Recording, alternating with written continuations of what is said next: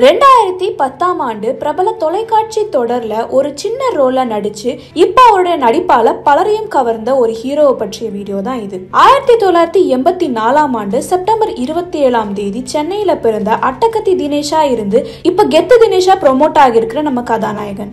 ஆரம்ப காலகட்டத்திலிருந்தே திரைத்துறையில ஏதாவது சாதிக்கணும் அப்படின்னு 2010ஆம் ஆண்டு விஜய் டிவில காதலிக்க நேரமில்லை அப்படின்ற சீரியல்ல ஒரு சின்ன ரோல்ல இன்ட்ரோ ஆனார நம்ம தினேஷ்.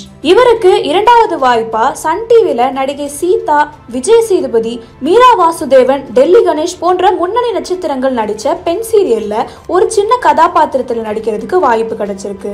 இப்படி தொடர்ந்து சின்ன திரையிலே நடிச்சிட்டு இருந்த நம்ம தினேஷ் மெல்ல மெல்ல வெள்ளி திரையிலும் சின்ன சின்ன கதாபாத்திரத்துல நடிக்க துவங்கினாரு.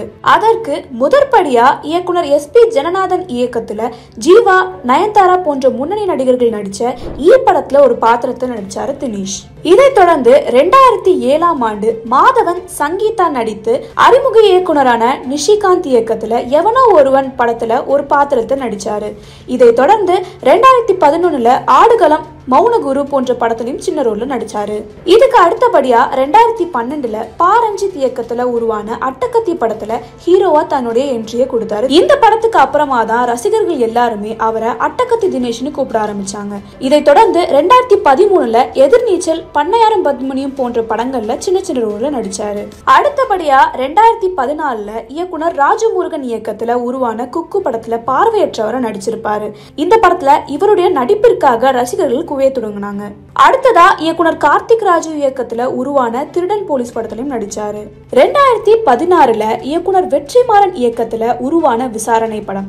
இந்த படம் தான் அவருடைய வாழ்க்கையில முதல் திருப்புமுனையா அமைந்தது. இந்த படத்துடைய கதை சந்திரகுமார் எழுதிய லாக்அப் என்ற நாவலை அடிப்படையாக கொண்டு எடுக்கப்பட்ட படம். இந்த படத்துக்காக 3 தேசிய விருது, 1 பிலிம்பேர் விருது போன்ற பல விருதுகளை படக்குழுவினர் வாங்கி குவிச்சிருக்காங்க.